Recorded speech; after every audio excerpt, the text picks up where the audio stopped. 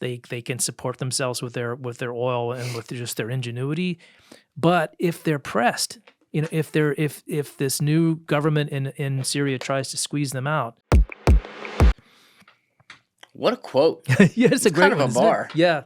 It's it really, it's kind of representative of how many autocrats around the world see democracy. It's a vehicle, it's a way to get power, and then after that, you kind of make up your own rules. Yeah. And you keep talking about this Kurd-Turkish relationship. Reminds me, my buddy Eric Zuliger, who's on the show for 163 and 164, who I'm convinced is a spy, but he swears to God he's not. He is actually banned from Turkey because he was on this is all he did. He was on it allegedly. He was on a train one time coming from Kurdistan, because like his whole thing is he's like to live in these places that aren't recognized countries around the world just to see how things are. He's like one of those like touristy types in that way. Again, probably for other surreptitious reasons. But he's on the train and they come to like get his ticket and they're like, "Where do you live?" And he said Kurdistan, and they're like, "Come with us." So they, like, took him to a back room, like strip searched him, like kicked him off the train in some other country and said, "You can't come back." Yeah. So obviously the dislike there is heavy. But what's the history of that? Because this obviously predates Erdogan. Yeah, I think it's part of it is just this historic Kurdish ambition to have a homeland, and that's certainly understandable. They don't have one. And so you have various factions within the Kurdish community in Turkey who've decided to take up arms against the state. And it's something we don't read a lot about in our press because it's a local fight. It's not something that involves us. But they see parts of the Kurdish community as mortal threats to them. And every now and then there'll be a terrorist attack in Istanbul or Ankara and people are killed and then there's reprisals. And so it's a real fight for them. And it's... the Turks aren't going to give away a homeland to the Kurds, so it's hard to see what the solution is, and that's been the Kurds' problem everywhere. It's they have very large, very capable communities, but there's no sort of natural place for them because all their territories are controlled by different countries. You're a guy who's lived his whole career on finding where the stories are, right? So obviously that intersects with major global events that happen that, of course, in and of themselves are a story, but you've done a great job of identifying, the threads on different things. Like we were talking about a book you're working on right now that I'm not going to say what it is yet, but like it's something that's kind of unspoken about at this point. I'll say that's so fascinating that you're going to bring to life. And so when I look at something like the Kurds, where you have this this unrecognized place that holds strongholds in the places where we've been fighting endless wars for the last 20 years of 30 million plus people. They have their own military. By the way, the military's friends with us and everything.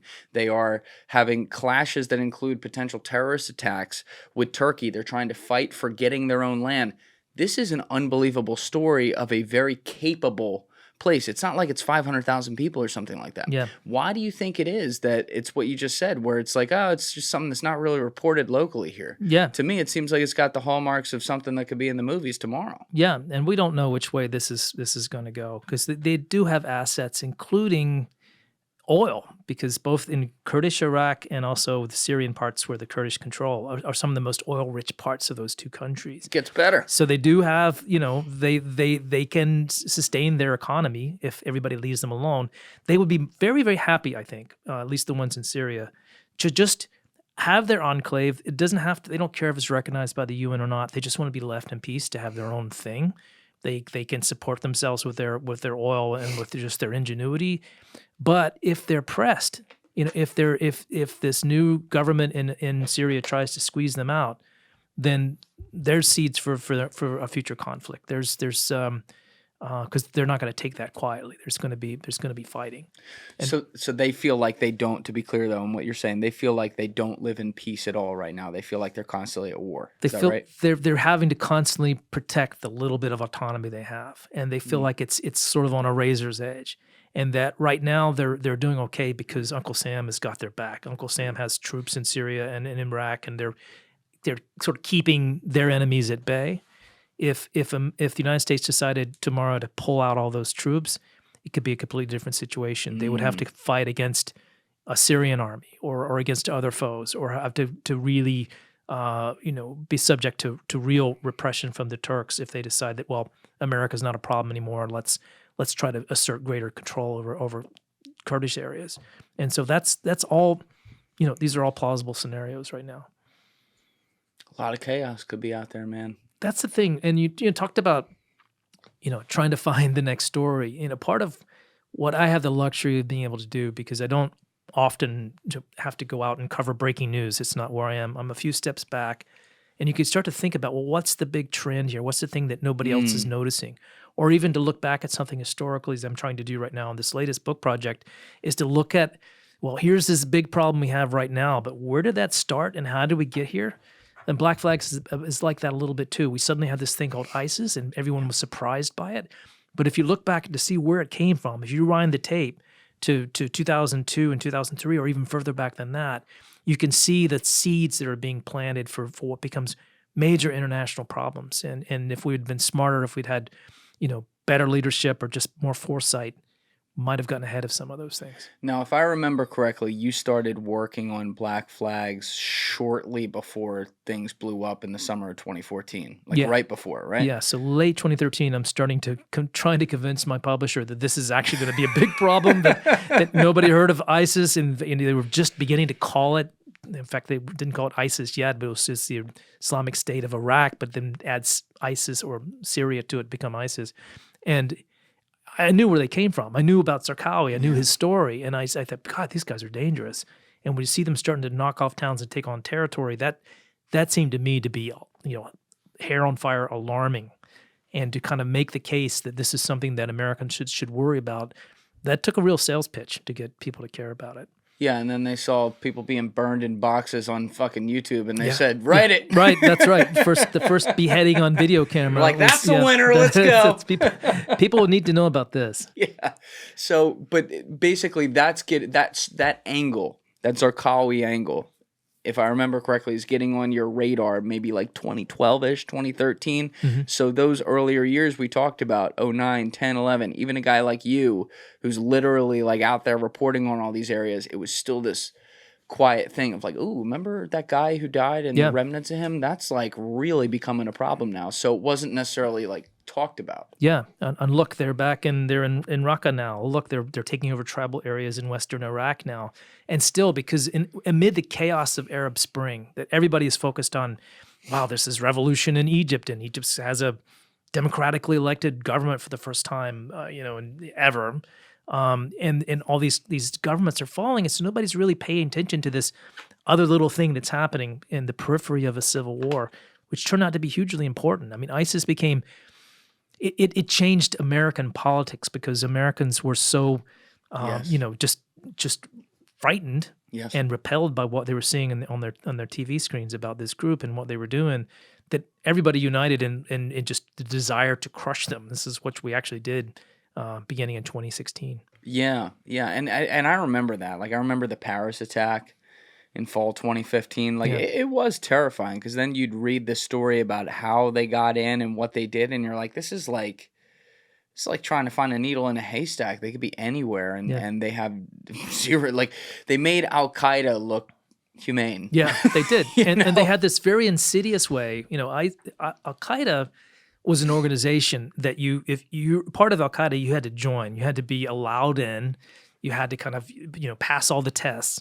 ISIS was not like that. ISIS was like, if you want to be part of us, go shoot up something, go blow up a synagogue, or have a car bombing in downtown Manhattan. You're in. You're in. Your act essentially made you part of the group. And also they took advantage of social media in a way that no one ever had before, and able to reach out and radicalize disaffected people around the world. And as it turns out, there are a lot of disaffected people around the world who have given the chance and the means and a cause, are very willing to risk their lives or even take their lives in a terrorist attack, and that we certainly found in the late 2010s. And it does center around religion in this case, which so many problems in world history. That's literally what they are. But you have one of the world's largest religions, people of the diaspora all over the world, maybe feeling a certain type of way, regardless of where they are, and something inherent in humanity and in the cult that can create. In this case, like,